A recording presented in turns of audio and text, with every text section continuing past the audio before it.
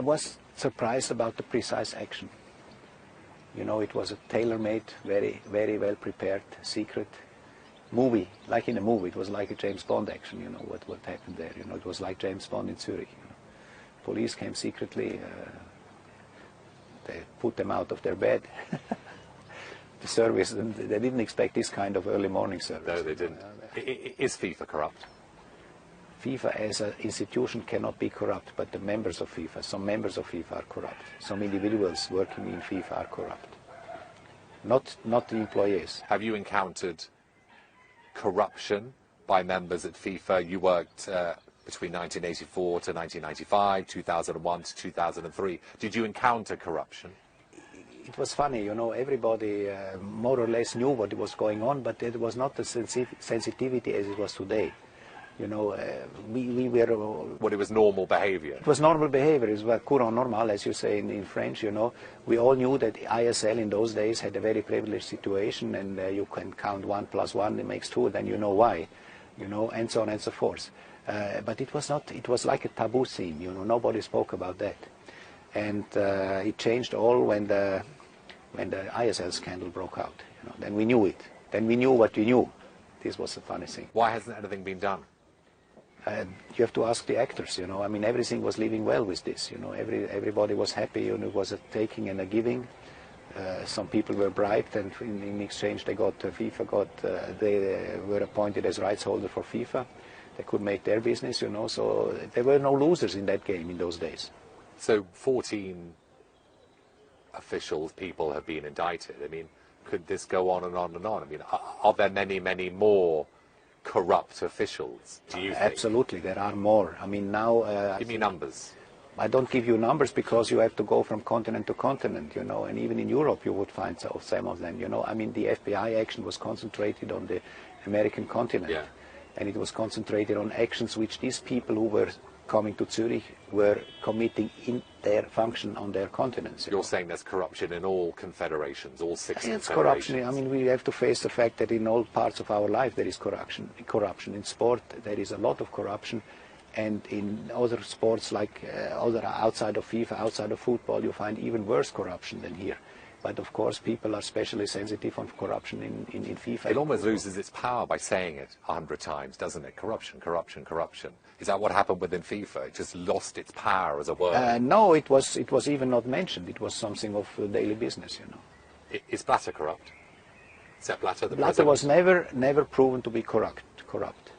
He's the smartest guys of all of them, you know, and there was never an evidence that he would be corrupt. If you think that corruption is taking, if you reduce the corruption of taking money and giving money, you know, of course his management of FIFA was not free of corruption. If you give away the TV rights for $1 to an ally, you know, in exchange of votes, then maybe it's not corruption, but it's serious mismanagement. Do you think that this serious mismanagement might lead to his downfall if some of the officials who have been indicted start to speak to prosecutors and investigators? For sure it will not help to strengthen his position in FIFA, which anyway gets weaker day by day. What's he like? You were his special advisor. Well, he's a charming man. He's a friendly man, he's a charming man. He can be extremely charming. He knows how to treat people very well, you know. He gives everyone the feeling that he's extremely important for him. Therefore, he is so much liked among all the federations, you know. The national associations, they like him because... Do you like him? I liked him as a person, yes. I didn't like the way he treated me, you know. How did he treat you? Well, he kicked me out twice without any specific reason, just for specific, more political reason, and not. Do you have a grudge? I mean, what is a grudge? A grudge in England is you're getting your revenge. Someone wrongs you, and you hold it within you. No, this does not give me special satisfaction, you know. But I like hypocrisy, you know. If somebody always speaks about ethics and about fair play and about social responsibility, as Sepp Blatter does, and his behavior is not similar, then you get a little bit provoked, let's face it. Should the election be postponed, as UEFA says? I don't know what would change. I think now the people are here, the facts are known. What does it help if you postpone election by 1 month or so, it doesn't help a lot. If you postpone it by 1 year, maybe, I don't know. But at short time, a new election doesn't change a lot. He's going to win, yeah?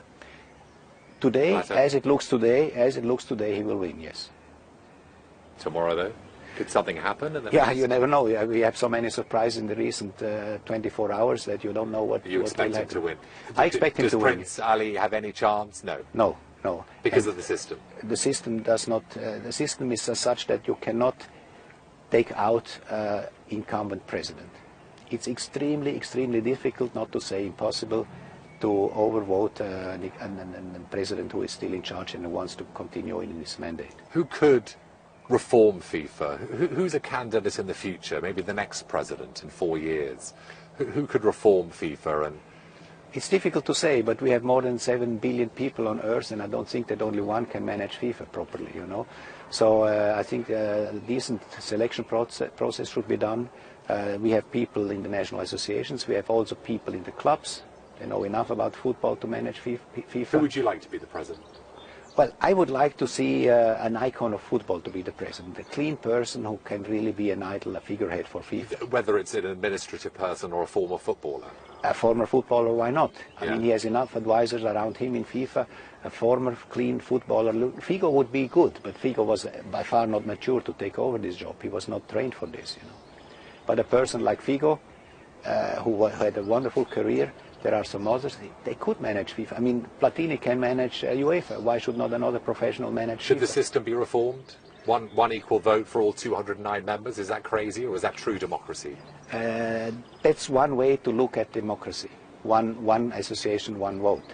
I think it's not perfectly fitting to FIFA. It is not perfectly fitting to the needs of football if an island of 5,000 people has the same right of vote like a 100 million people nation. Why haven't sponsors done more? Yes, they've been vocal. Visa, very vocal in the last 24 hours. All the main sponsors, partners have come out and said a few things. Why don't sponsors walk away? I mean, Emirates walked away recently, as did Sony, but they didn't cite any controversy. Why don't we have bigger actions from the sponsors? The sponsors are basically a big disappointment, you know. I mean, the sponsors could have, since years, be a little bit louder. They could have acted and putting some pressure on FIFA, but they were always afraid of losing the rights or whatever, you know. They didn't have really courage. Now, when the Americans intervened, this creates a new system, and maybe now they are more courageous, you know. But the sponsors knew that their sponsoring package is something very helpful for their business. It is a wonderful marketing tool, we have to admit. But I would have expected from sponsors who are all in their company, they have a special polity of good governance. And if they see what is happening in FIFA, they should not have been silent until today. Will the Qatar and Russia World Cups take place? I think yes. I think it would be too complicated to take it away from both of them. Which one shocked you more, Qatar or Russia?